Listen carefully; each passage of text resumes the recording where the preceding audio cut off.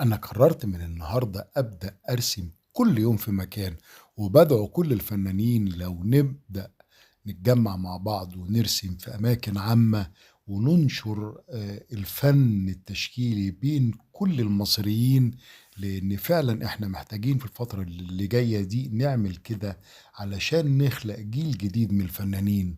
يلا بينا يا فنانين نتجمع. أنا بقالي أكتر من يومين وبروح ستاربكس واشرب قهوتي واقعد ارسم البورتريه، وعايز اقول لكم يعني فعلا انا اسعدني جدا نظرات الناس حوالين مني واعجابهم بالفن والفنانين وتبادلنا كمان المناقشات وشباب كتير جدا جولي وقعدوا معايا وطلبوا مني ان هم يتعلموا الرسم وسألوني ازاي نبدأ نرسم.